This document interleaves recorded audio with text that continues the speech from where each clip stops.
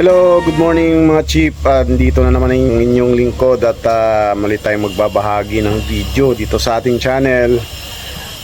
Meron ako napanood na video na kung saan ay nagpalabas ng anunsyo ang Malacanang sa pamamagitan ni Attorney Claire Castro na mayroon ng acting Senate President na walang iba kundi si Sherwin Gatchalian.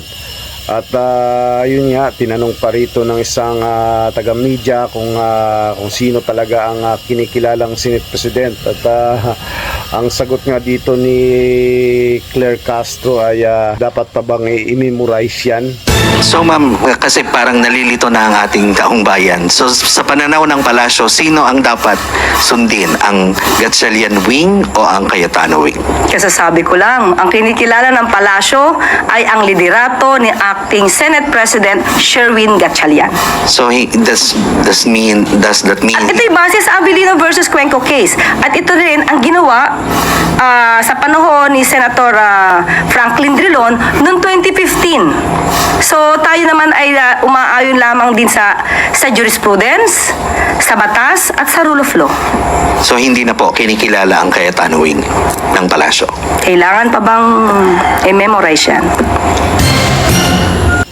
So yun, malinaw po na talagang meron ng bagong Senate President na siyang kinikilala ng Malacanang. So bago ang kaganapan na yan, napanood natin ang ilang mga pangyayari na nangyari sa sesyon ng Senado na kung saan nga ay hindi ito dinaluhan ng Senate President, kaya siguro nangyari rin ang pag-appoint ng Malacanang, at dahil nga may pinagbabasihan din sila na mga rules.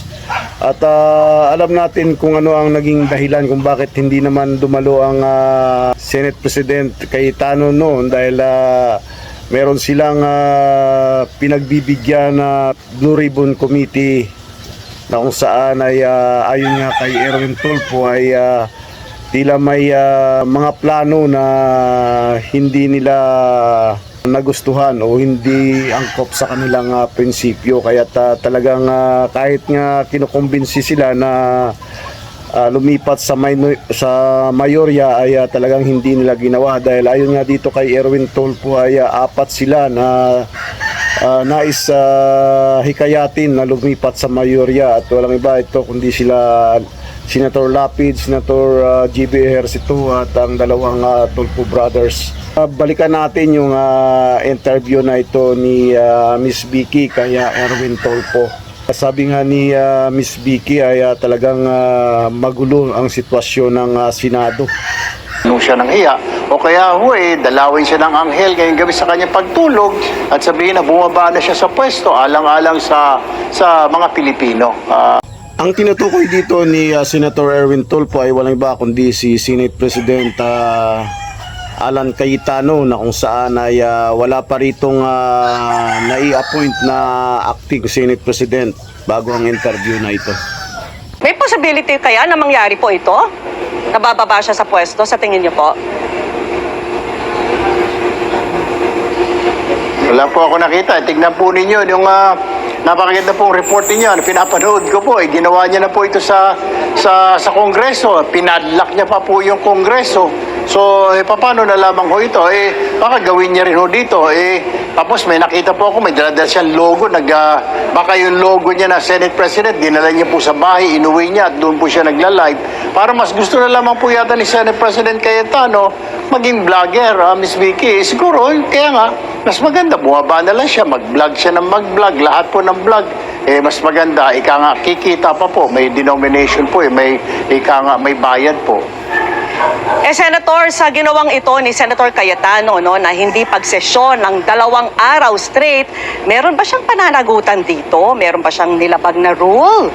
Meron po. Yung una po kagad, yung doon sa Section 3 po, ng bilang tungkulin po Senate President na I will hereby discharge faithfully my duty. Yun po yung pagiging Senate President niya po. Dapat po meron po kaming session. Dapat po siya magpipreside sa mga session Monday to Wednesday at exactly 3 o'clock. Yun po yung unang rule na binayolate niya po, abay hindi po siya nagpapasession po. Pangalawa, yung hindi po nila pagpasok na hindi man lang tinimbrihan, under naman po sa Rule 14, Section 41 po ng aming Rules of the Senate, na kailangan po timbrihan niya pag walang pasok yung majority floor leader at saka yung minority floor leader. Hindi naman niya po tinimbrihan si dating SP Soto for this past 2 days po, kahapon at saka kanina. Eh balak nyo bang kasuhan siya dito sa ginawa niyang ito? Mag-uusap po ang minority po kung magsasampa po ng kaso, pero dapat po manggagaling po yan sa mga kababayan po natin, hindi po sa amin. Kung may kababayan po tayo na gusto pong sampahan po siya ng kaso, open po yun, i-file po nila sa ethics committee po namin. Ang problema lamang po dyan, miyembro po siya ng ethics committee. Siguro maganda po, wag na muna, pass muna siya, wag na muna siyang umupo dyan sa committee hearings ng ethics po namin. Senator Tulfo, sabi po ni Cayetano, kaya hindi po binubuksan ang sesyon ay para matiyak na matuloy raw ang Blue Ribbon Committee hearing sa Huwebes at hindi raw maagaw ang mga komite.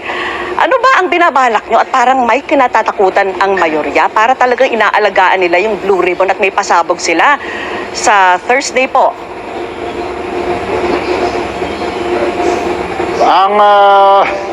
Ayaw niya lang kung sabihin na baka maagaw sa kanya yung Senate presidency.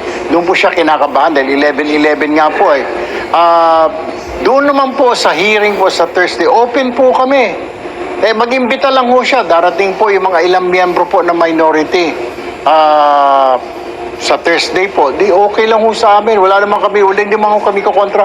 Actually, Miss Vicky, parang hindi ko maintindihan eh. Para namang pretentious, mapagkunwari, may nagbabalat kayo si Senator Cayetano. Nung Blue Ribbon hearing po, member siya ex officio dahil minority leader siya. Ni minsan po, hindi po siya nag-attend eh. Ex officio po siya, dapat pumirma po siya doon sa chairman's report. Hindi po siya pumirma kasi nakita niya na ilan sa mga kasamahan niya tatamaan po doon sa Blue Ribbon.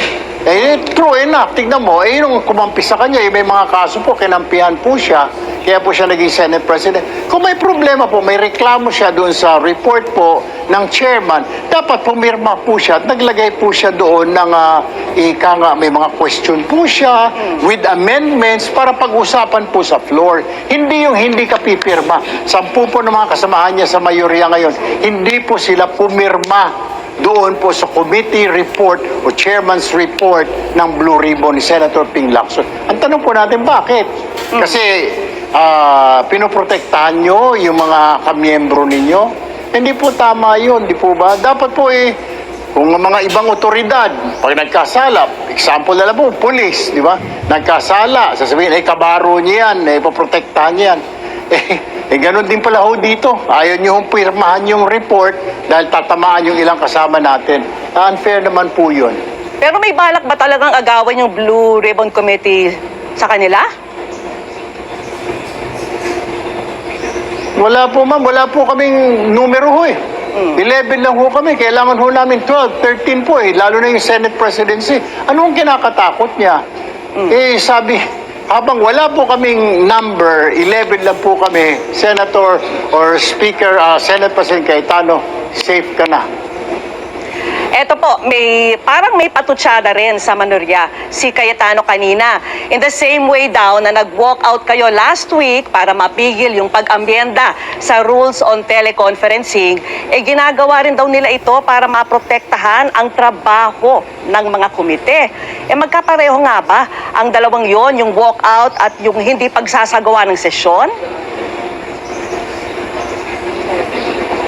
May pinagkaiba po, Miss Vicky. Tama po yun. Pareho po, pinoprotektahan.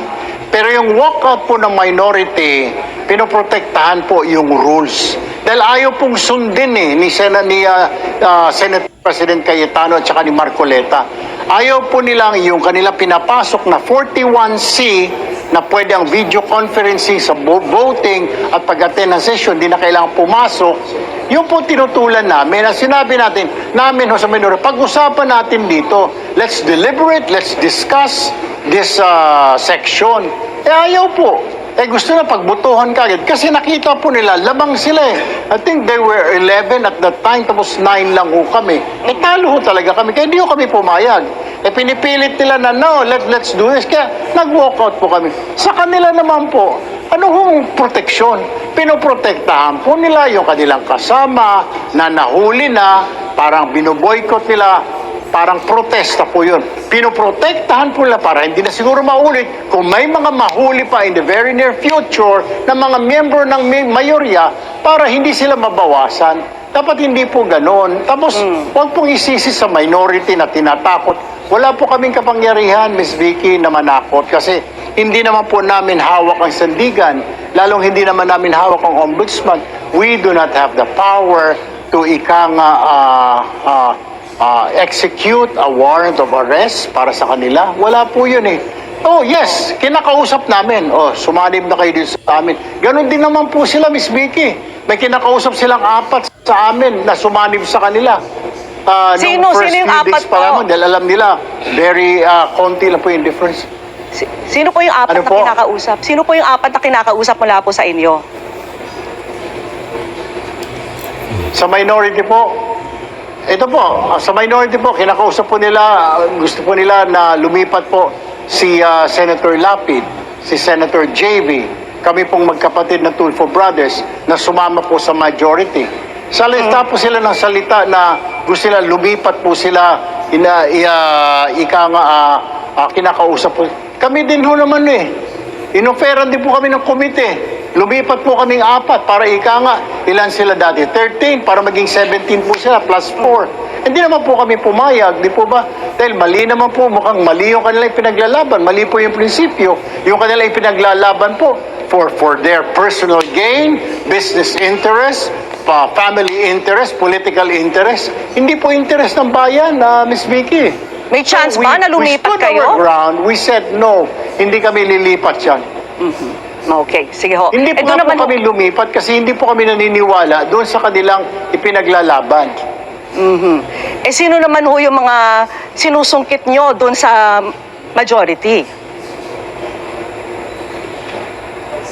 Mga senior members po namin ng mga may kausap po doon, mga kaibigan naman po nila, nakasama. Tama po yun, si Senator Jinggoy na, pare baka gusto mo lumipat na dito sa amin.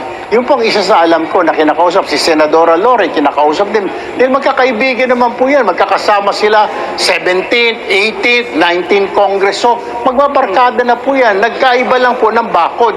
This next year po, maaring yung iba dyan po sa kanila, nandito na po sa amin, baka ilang araw from now. Ganun lang ho dito talaga, ganun po yung politika eh. Palipat-lipat ho eh. Senator, ang dami pong yun ang mga nagkokomento. kinakausap na from minority, lumipat po sa majority. Sige po. Senator, ang dami po nagkokomento na parang ang gulo-gulo po ng Senado at umabot pa sa puntong wala nang nagagawang trabaho po. Paano kaya maaayos ito sa tingin niyo? Pumasok po yung mayorya sa pangunguna po ni Senate President Cayetano. Nakikiusap po kami. Magtrabaho po tayo. Gusto nyo magyaw-yaw, gusto nyo magreklamo, umiyak, kung ano man, gusto nyo magdasal tayo ng kalahating oras, wala akong problema sa amin, sasamahan namin kayo. But please, come back to work, di po ba? Nakakahiya naman, Miss Vicky, parang kinocompute ko po eh. Sweldo namin, 300,000 isang buwan, plus. Parang 10,000 kada araw po yun eh. Sayang, di po ba? Samantalang yung minimum wage worker po, 700 something, pasabit-sabit po, lalo yung mga construction worker. Kami po, 10,000, hindi papasok. Saan naman ho yung hustisya doon, Miss Vicky? Alright, manalig po tayo. Maraming salamat po at magandang gabi, Senator Erwin Tulfo. Salamat po. Inyo pong napanood ang kabuuan ng interview ni Miss Vicky kay Erwin Tulfo. Kaugnay ito kay Senate President Alan Cayetano na kung saan ay sa ngayon ay meron na ngang iniluklok na bagong acting Senate President na walang iba kundi si Sherwin Gatchalian. So sa mga nais pong magbigay ng iyong opinion, komento, reaction, mag-comment lang sa comment section sa mismong video na ito. Maraming salamat. Bye-bye.